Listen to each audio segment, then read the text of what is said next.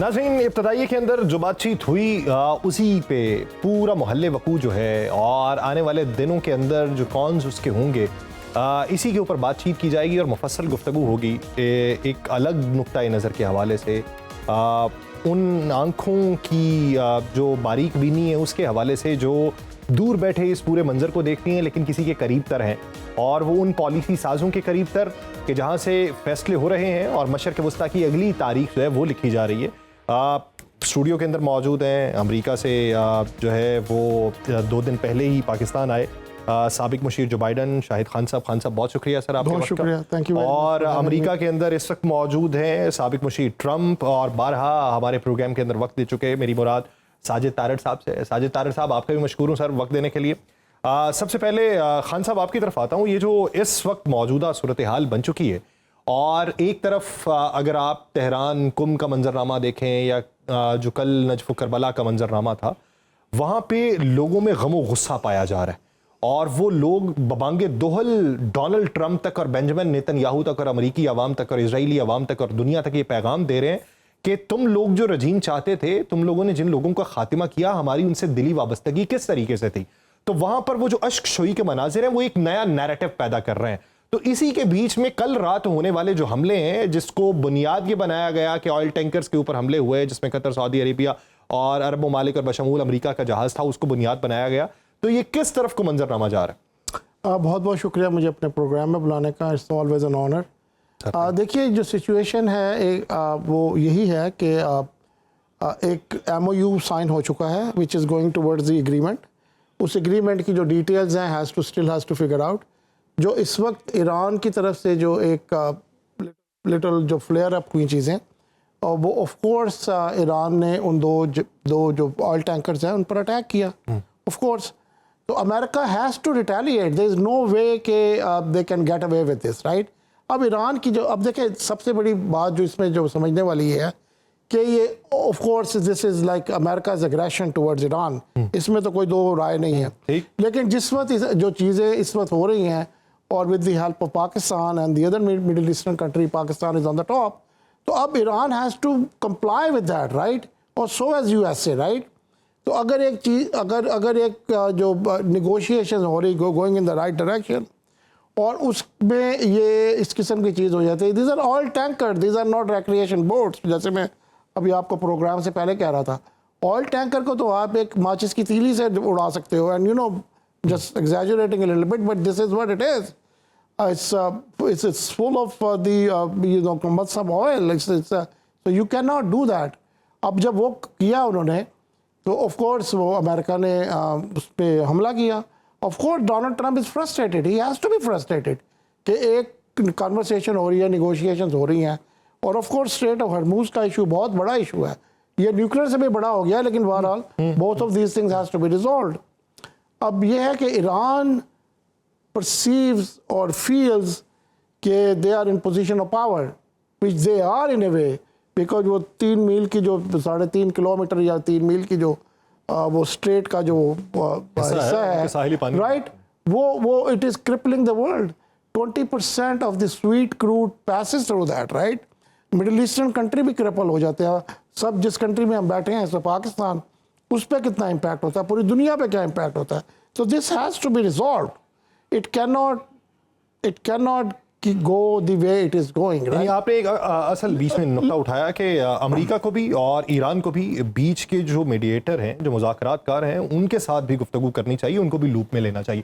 तारड़ साहब, जिस तरह खान साहब ने बात की है, मेरा सवाल ये है कि अगर इस मौके के ऊपर ईरान की तरफ से ये सबसे पहले पहल की गई तो ईरान उसको जस्टिफाई इस तरीके से करता है कि हमने एक पैसेज बताया, खलीज ओमान वाला जो पैसेज है वहाँ पर हमने बारूदी सुरंगें बिछाई हुई हैं, IRGC जो है उसकी बहरिया वहाँ पर वो उनकी सफाई कर रही है, तो इस ज़िमन के अंदर हमने उनको वार्निंग्स दी, बारहा वार्निंग्स दी, जिसकी उन्होंने खिलाफ वर्जी की, उसको नज़रअंदाज किया, फिर हमने वार्निंग शॉट्स जो हैं वो उनको मारे हैं।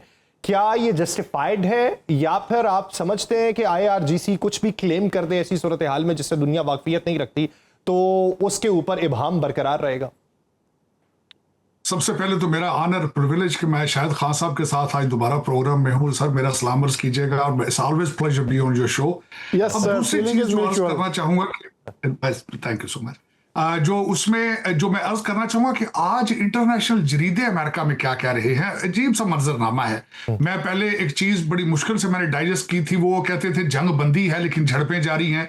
आज एक नया एक वर्ड मेरी वोकैबुलरी में आया है, वो कहते हैं कि MOU memorandum of understanding is suspended, cease fire is done, लेकिन मुज़ाकरात जारी रहेंगे। लेकिन ये मुझे अजीब सा लग रहा है।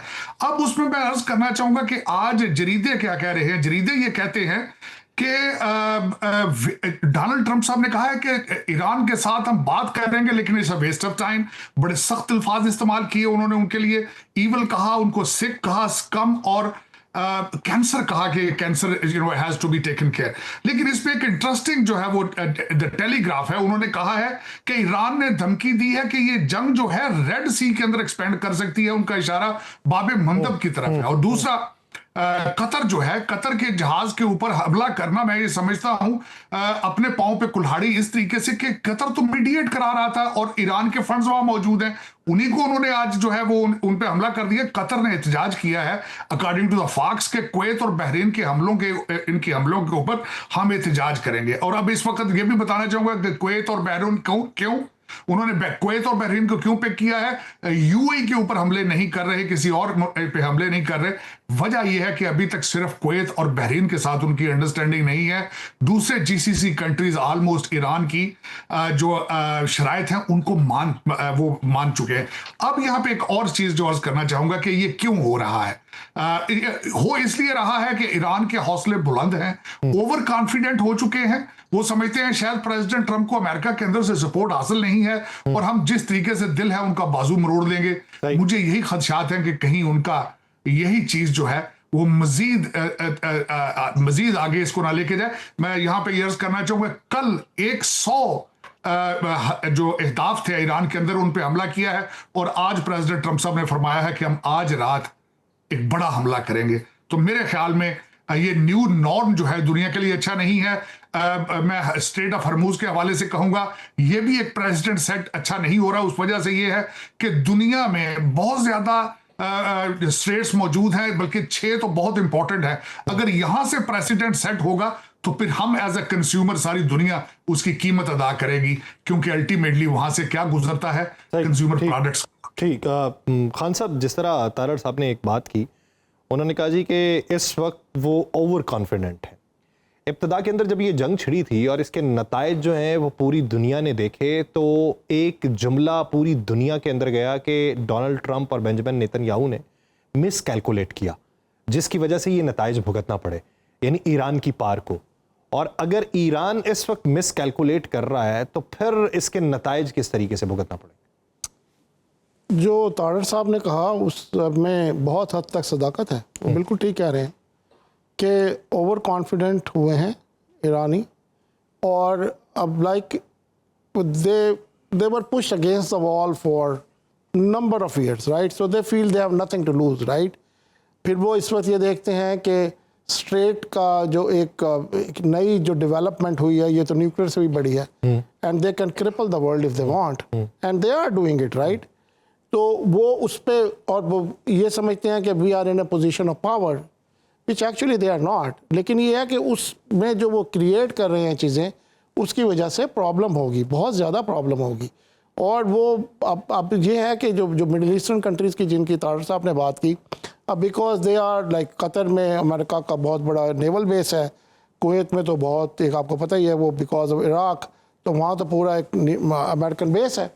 तो वो इन जहाज़ों पर वो उन्होंने अटैक किया। जो आपने भी कहा ना कि ईरान का जो पर्सपेक्टिव है कि हमने इनको वार्निंग दी, ये कैसे हो, आप ये सोच सकते हैं, हो सकता है ये कि वार्निंग दी हो आप ना, वो तो आई एम श्योर कि this is like probably partially true. ये truth, it's not a 100% truthful statement. ये हो नहीं सकता कि आप एक ऑयल टैंकर गुजर रहा है और आप उसको कह रहे हो कि रोक रहे हैं और वो रुक नहीं रहा। ये कैसे हो सकता है? Why will they take? अमरीकी बहरिया की मौजूदगी में और अमरीकी फौजियों की मौजूदगी में गुजरने की कोशिश की उन्होंने। वो तो नहीं है, ऑयल टैंकर है यार ये। I like I said, it's not a tug boat, it's not a recreational boat, right, it is oil tanker. American बहरिया की मौजूदगी में वो जो भी हो उसके ऊपर they are human beings on that, इससे वो तो उसकी तो अगर वो पूरा का पूरा वो ब्लो अप हो जाए तो can you imagine the contamination in the international seas. वो तो कोई रिस्क नहीं ले सकता, but they are trying to show their muscle. अब ये है कि मुश्किल कर दी हैं चीज़ें, मुश्किल हो गई हैं चीज़ें। डोनाल्ड ट्रंप को अगर प्रोवोक करोगे तो यू एक्सपेक्ट के इरेशनल एक्शन और rational action whatever you want to say, पर रिएक्शन जो है ना, you expect reaction from the president of United States. You don't say you can not get away by doing this thing and still expect कि MOU तो MOU है, तो agreement तो whatever it is, right. So you can not do that, you just should not be doing it. सही। तारड़ साहब, आपने अपनी बात की इब्तदा की और उसी तरीके से खान साहब का भी ये मानना है कि जब आप प्रोवोक करेंगे तो इस तरह का नतीजा तो फिर देखना पड़ेगा। आपने डोमेस्टिक ऑडियंस की बात की, उनको राग़िब करने के लिए भी डोनाल्ड ट्रंप को बहुत कुछ चाहिए। आपने मिड टर्म इलेक्शन की भी बात की, उसके लिए भी एक नैरेटिव चाहिए। सर, मेरा एक इसी तरीके का सवाल है कि ईरान में इस वक्त जो मंजरनामा है, आप ये देखिए कि वो जो लाखों अफराद, जिनको मजमूई तौर पर करोड़ों अफराद दुनिया भर से आए हुए गर्दाना जा रहा है, एक वक्त की प्रेजेंस नहीं है, मुख्तलिफ शहरों की प्रेजेंस है, और उसको मजमूई एतबार से कहा जा रहा है कि 2 से 3 करोड़ लोग जो हैं वो उसके अंदर शरीक हुए। जहां पर नारे लग रहे हैं, और नारे क्या लगाए जा रहे हैं, का जो इराक में जसद खाकी ले जाया गया वहां पर खुशामदीद क्या लिखा गया और खुशामदीद के नीचे का जुमला क्या था, वहां पर उन लोगों को राग़िब करने के लिए कि वो जो इस वक्त मातम कर रहे हैं, जो इस वक्त सोग के अंदर मुब्तला हैं, जिनको ये लगता है कि उनका रहबर उस उम्र के अंदर शहीद हुआ कि जिस उम्र के अंदर वो दुश्मनी का कायल नहीं था, तो ऐसी सूरत हाल में IRGC जो है वो किस हद तक उन सेंटिमेंट्स को टो कर रही होगी जो सेंटिमेंट इस वक्त तेहरान कुम या पूरे ईरान के अंदर इस वक्त जारी हो सारी। देखिए, 2 चीजें अर्ज करना चाहूंगा। एक तो देखिए, इस वक्त ये बिल्कुल मुनासिब नहीं था कि जब आपकी तदफीन की तकरीबात हैं तो आप जाके हरमूज के अंदर इस नए चीज को छेड़ें। लेकिन मैं अंडरस्टैंड करता हूं, सेंटीमेंट वहां पे हाई है, इसमें कोई शक नहीं है, तो फिर डायलॉग ना करें। आप पास्चरिंग भी करें और फिर उसके बाद पोक भी करें और रिटेलिएशन पे एक्सेप्ट ना करें। मैं यहां पे कोट करना चाहूंगा, नेटो जो कि हमेशा यूरोपियन साथ नहीं होते प्रेसिडेंट ट्रंप साहब के साथ, आज मार्क रूटे उनका जो नेटो चीफ है उसने भी कहा है कि it was absolutely necessary to retaliate, to जवाब देना। तो मेरे ख्याल में इस वक्त ईरान जो है वो ओवर कॉन्फिडेंट होकर they are playing outside of the crease. मेरे ख्याल में जो मैं समझता हूं कि अगर, और इतने फ्रेजाइल चीज है ये कि छोटी सी कोई चीज जो है इस पूरी की पूरी चीज को डीरेल कर सकती है। और यहां पे ये जरूर देखना चाहिए कि इस वक्त बहुत ज्यादा स्पॉइलर मौजूद हैं। इस हरमूज की जंग की वजह से बहुत सी कंपनियों ने पैसे बनाए, बहुत से मुमालिक ने पैसे बनाए, और वो चाहते हैं कि ईरान जो है वो कन्फ्रंट करे, या फिर अमेरिका इस सारे के सारे बिजनेस को यहां से खत्म करके जाए। तो मेरा जहां तक जाती ख्याल है, आज एक जो उनको ट्रेड कंसेशंस दी गई थी, आज वो भी खत्म कर दी गई है। नुकसान ईरान का है, और इन्हें चाहिए था कि जरा मेरे ख्याल में एटलीस्ट 9 तारीख तक इन चीजों को ना छेड़ते जब तक तदफीन थी, लेकिन it was not well played, it was not well done. लेकिन इस वक्त अगर लग रहा है तो ईरान जो लग रहा है कि वो जारियत की तरफ है, वो मजीद आगे बढ़ रहा है, और बिलखसूस कतर को अपसेट नहीं करना चाहिए था। यानी मीडिएटर जो है उनको अगर अपसेट करेंगे तो फिर मामला किधर जाएंगे। खान साहब, इसी बुनियाद के ऊपर मेरा ये सवाल है कि वो जो मीडिएटर ममालिक हैं, बिलखुसूस कतर और पाकिस्तान, और फिर अगर आप इसका दायरा थोड़ा सा वसी कर लें तो उसमें मिस्र, तुर्की, सऊदी अरेबिया को भी मिला लीजिए, ओमान को भी मिला लीजिए, अब उनका किरदार क्या होगा? क्योंकि आप बार बार दरवाज़ा खटखटा सकते हैं, मेज़ के ऊपर बैठा सकते हैं, कायल कर सकते हैं, लेकिन जब अग्रेशन जो है वो ना टूट रहा हो तो कभी कभार आपकी भी बस हो जाती है, और आप भी फिर कह देते हैं कि ठीक है, अगर आप सुलह सफाई नहीं करना चाहते तो वो नुक्ता बर्दाश्त किस हद तक इन ममालिक का मौजूद है, और इनके पास अगली ऑप्शंस क्या मौजूद है, बैकडोर डिप्लोमेसी क्या चल रही? देखिए, कतर का जहाँ तक ताल्लुक है ना, कतर ने अपना एक रोल डेवलप किया हुआ है एज ए मीडिएटर, और अभी भी अफगानिस्तान के साथ और many Oman on a smaller scale, Qatar on a larger scale, right. उनके पास रिसोर्सेज हैं, उनके पास पैसा है, उनके पास everything, and they have connected. तो वो उसकी वजह ज़्यादा वजह वो है, right. So they develop that role of as a international mediator, और वो अमेरिका के one of the closest allies, जाहिर है। वो अभी 300 मिलियन का उन्होंने जहाज़ डोनाल्ड ट्रंप साहब को भी दिया है, जिस पर आजकल सवारी कर रहे हैं वो, तो वो भी काफ़ी आपको पता है। और वो अब ये देखें ना, ये एप्पल पॉलिशिंग तो ये बहुत ज़्यादा करते हैं ना ये, unfortunately this middle eastern countries, तो ऐसे कोई बहुत ये क्रेडिबल वो इस किस्म के सेटअप्स नहीं है, right, they are very compromise setups, sorry to say that. तो अब वो और वो अब तो ये कतर के जो जहाज़ पर या ये जो उसकी जो बोट पर और उसके जो वेसल पे किसी चीज़ पे भी अटैक हुआ, वो एक्चुअली कतर पे तो अटैक नहीं हुआ ना, वो तो अमेरिका पे अटैक हुआ ना, right, it is not Qatar. UAE के जहाज़ पे तो अटैक नहीं हुआ ना, या किसी और डूहे की कंट्री, वो तो जहाँ पर अमेरिकन बेस है उस पर अटैक हुआ ना, तो अमेरिका पे अटैक हुआ, right. Iran should not be doing that, Iran should not be doing that this point. और जो आपने कहा वो जो आप फ्यूनरल की बात कर रहे हो, ये अनप्रेसिडेंटेड फ्यूनरल है, मिलियंस, न्यूयॉर्क टाइम्स लिख रहा है millions, right, of course there were millions of people, right, of course वो दे इस सारे सिचुएशन की सारे जो वहाँ पर जो अमेरिकन और इसराइल का जो अटैक हुआ उसके बाद ये कुछ तो वो तो became a United for the nation, right. तो आई एम श्योर के उसमें से जो बहुत सारे जो लोग होंगे जो पसंद नहीं करते होंगे इनको, जो इस वक्त जो ईरान पे कंट्रोल कर रहे हैं, जो ईरान की रिजीम है, लेकिन वो became a United, it's became a national cause, right, कि आप हमारे कंट्री में आके हमारे लीडर को मार दिया, हमारे रिलीजियस लीडर को मार दिया। तो वो तो उस तरह से है ना कि they are charged up, the emotions are very high. अब उसके बीच में आप ये वाली फुलझड़ी भी चला दो एक बीच में दरमियान में, तो you know I don't know why they are doing it. लेकिन मैंने जैसे अभी प्रोग्राम से पहले मैं बता रहा था कि ईरानीज़ का जो मेरे जो कॉन्टैक्ट्स हैं जो ईरान के साथ निगोशिएशन में और मल्टीपल रीज़न एंगेज रहे हैं, वो कहते हैं ईरानी करते ही ऐसे हैं, they don't get to the point.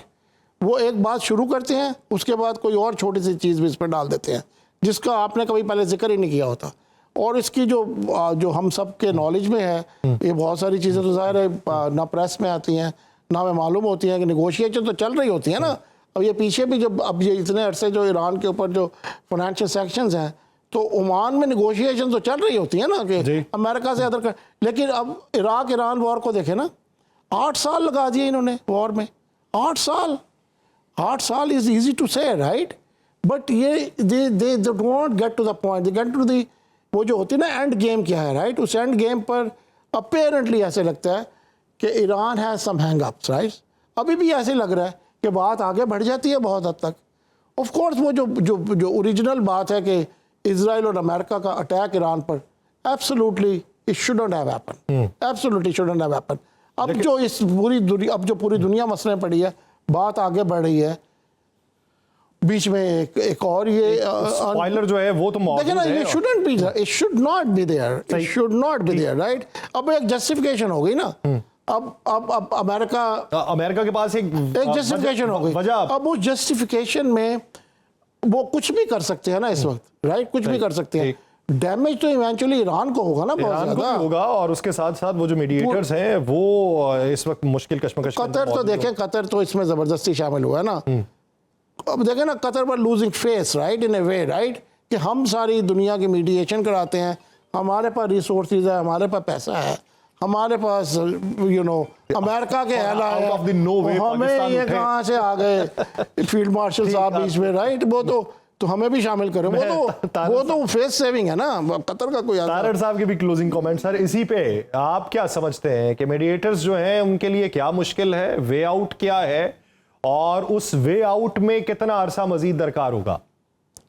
देखिए, सबसे पहले तो मैं अर्ज करना चाहूंगा कि पाकिस्तान, हमारे वतन अजीज की बात अगर देखी जाए तो 1 साल का सफर बुनियानुल मरसूद से आज आप जहां खड़े हैं, एक जंग से निकलकर आप दुनिया की तीसरी आलमी जंग को रोक रहे हैं। हमारे फील्ड मार्शल साहब अब पाकिस्तान के फील्ड मार्शल ही नहीं है, मैं समझता हूं पूरी दुनिया के फील्ड मार्शल हैं। अगला नोबेल पीस प्राइज पाकिस्तान को मिलना चाहिए, एक तो ये बात।